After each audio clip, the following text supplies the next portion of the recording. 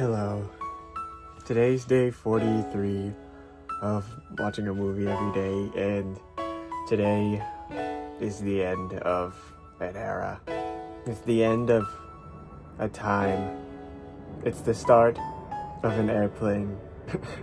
Hold on a second, I'm gonna have to let this airplane pass. This is the end of an age for us, as the VeggieTales era is coming to a close. There are more VeggieTales after the one that I watched today, Princess and The Popstar, but I will not be watching them. Not because they're bad or anything. They kind of get better after this one. So, and this one was also pretty good. So that's actually something I have pretty positive to say about this. VeggieTales doesn't quite go on a full, downward turn like I'm saying it is. It does have its dip period, but eventually it gets a little bit better. But unfortunately, by the time it gets any good, they go bankrupt, and then they make a Netflix show, and then, I don't know, whatever they're doing now. But in terms of, my experience watching all of these VeggieTales again, just because I haven't seen them in a while. I've seen them since I was a kid, but I don't know when the last time I've watched all of them like this was. I'd say it's pretty good. Some of them were a lot better than I remember. Some of them were a lot worse than I remember. But in terms of the children's content that I watched when I was a kid, this is stuff that I would definitely be able to watch again. I know there were some shows that I watched as a kid that I would never want to watch ever again in my entire life, but this is one that I'd probably watch again after this. I would talk about today's episode, but I'm not Synopsis Sam, and so I've just decided that I don't want to sit here and explain the plot of these things to you every single time, because in all honesty, you can watch them for free. Every single VeggieTales that I've watched up to this point is on YouTube for free. Hold on, there's another airplane. But I was saying, every single VeggieTales, they're on YouTube for free.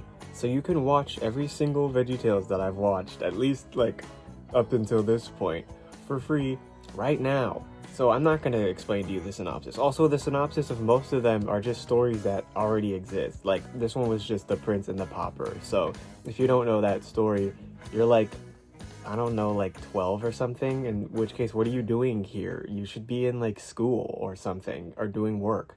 But I'm not gonna sit here and explain to you guys the plot of every movie, okay? Because you could at least go on Wikipedia or find one of those TikToks that's this guy walks into a building and completely owns everyone, including the CEO of this famous company, and it's you could just watch the movie, but whatever. Since I'm not sitting here and telling you about the plot or anything, I suppose I will give you my closing thoughts on VeggieTales as a whole, since I've been kind of talking about what I feel about its trajectory and everything it's been doing.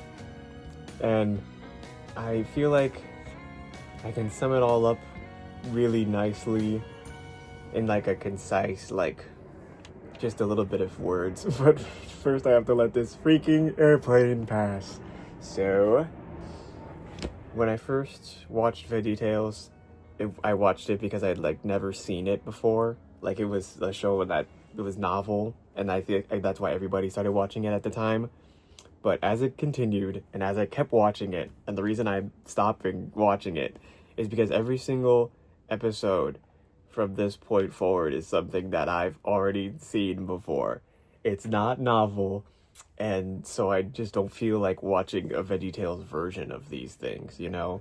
It's VeggieTales used to just be what it was, and now it is something else.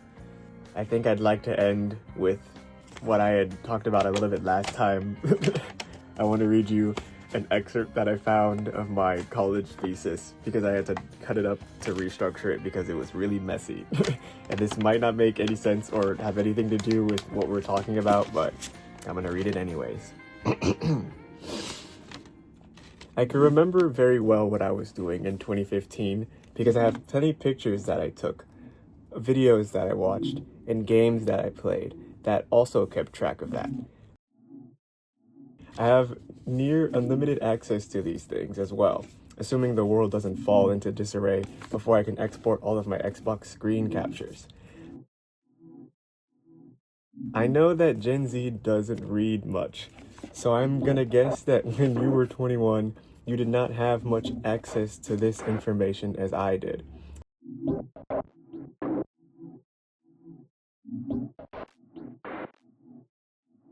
Millennials lived through a long enough period in time without the internet as it is structured today that they couldn't do that, and they're only the generation before us.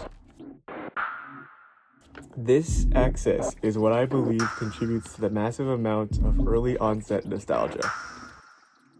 One of the more common attributes of EOID is the misremembering or false remembrance of certain things from one's childhood. Later, Gen Z kids will often be found reminiscing over shows that they were too young to watch because they have watched it on Netflix or because they've seen clips of it on TikTok.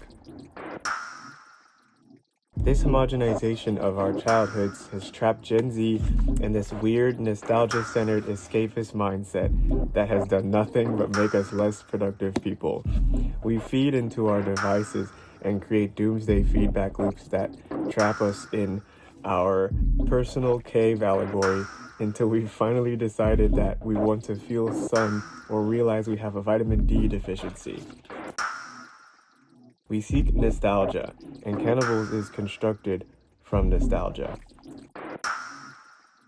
Therefore, I believe that the natural order of things may lead us to our destination, and that it is only a matter of time until we get there. So yeah, I don't know what I was yapping about, but there you go. I didn't really have anything to say. I just thought I'd read that paper. It's VeggieTales. I don't know. Videos. Subscribe here. I'm doing a Valentine's Day special. Look forward to that. Tomorrow I'll be watching something else. And then on Valentine's Day I'll also be watching something else. It's a surprise. And then we're gonna be watching Disney movies. And I'm gonna die. Okay? So that'll be fun. Okay, talk to you later. Bye. This could be the start of something new. It feels so right to be here with you. Oh.